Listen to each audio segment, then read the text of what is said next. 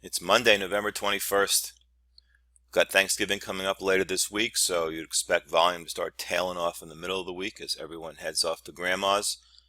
But right now we've got a first bit of trading after a weekend, and I would expect some activity. Let's look at Treasury yields, interest rates. As you can see, clearly big move higher. Let's look at the daily chart, and you can see what's going on here. I mean, here's the election in here, and after that you could see rates going way higher. Alright, but the trend started back in July, and this is the daily chart. It's definitely overbought. I'm going to pull out to the weekly chart. This is the 30-year yield. Alright, you'll see what this line is in a bit, but you can see here we've got a declining trend line, another declining trend line. It's kind of a wedge pattern, and right now yields just pretty much heading to the top of the pattern, and also approaching overbought, but not yet in the weekly time frame. And now let's bring it out to the monthly, the really long-term picture of rates. And while my data cuts off here in looks like late 93, this is an important peak. The middle of 1994, that was the end of a bear market in bonds or bull market in interest rates. So that's a pretty significant level, and you can see what's gone on since that time. 2008 panic over here, financial crisis, flight to safety. But the general trend is still to the downside. Here's your wedge pattern.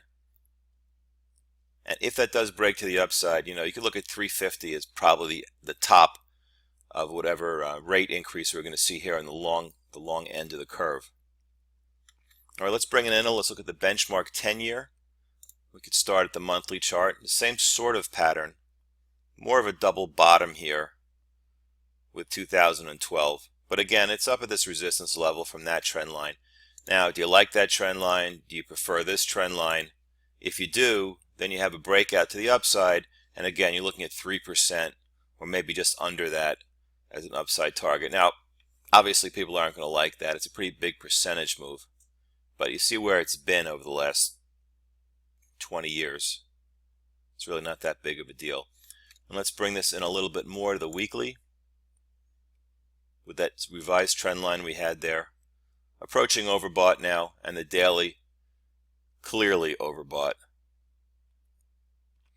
All right, just for kicks, let's take a look at the 3-month T-bill rate. You can see, okay, kind of choppy, volatile, slightly higher trend here. Last couple of days came down, but this is much more interesting when we go out to the longer term.